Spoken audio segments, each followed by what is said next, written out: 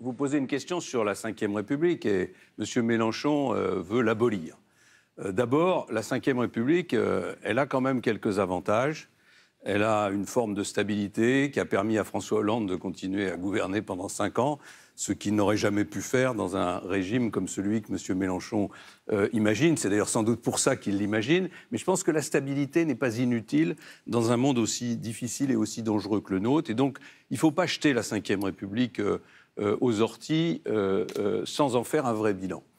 La deuxième chose que je veux dire, c'est que la monarchie présidentielle, c'est quand même beaucoup l'usage qui est fait depuis quelque temps par les présidents de la République de leur pouvoir et de leur mandat.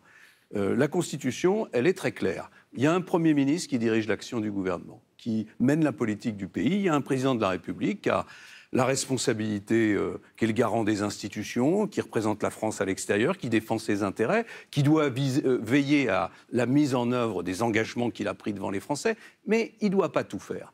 Il ne doit pas remplacer à la fois le Premier ministre et les ministres, parce que c'est ça qui se passe depuis plusieurs années, vous le savez.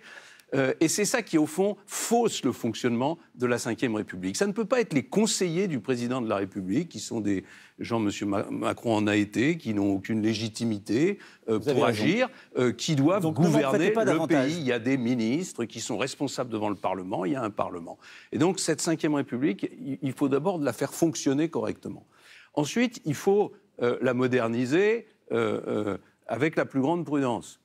Diminuer le nombre de parlementaires, oui, j'ai même proposé qu'on fasse un référendum sur ce sujet. Pas seulement pour faire des économies, Madame Le Pen, pour leur donner aussi les moyens de faire leur travail, de contrôler l'action du gouvernement, d'être efficace, comme c'est le cas dans les autres grandes démocraties.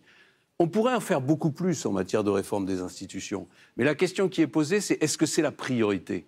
Quand on a un pays avec autant de chômage, avec une crise économique et sociale aussi grave, et qu'on a 5 ans devant nous pour redresser les choses, ben je pense que se lancer dans une immense aventure institutionnelle, c'est forcément faire passer le redressement économique de côté. Puis je vais dire une dernière chose que naturellement tout le monde attend. Si je suis élu président de la République, je confierai au premier vice-président, au vice-président du Conseil d'État, au premier président de la Cour des comptes et au procureur près de la Cour de cassation le soin de faire des propositions sur la transparence et sur la moralisation de la vie politique. Alors, très précisément.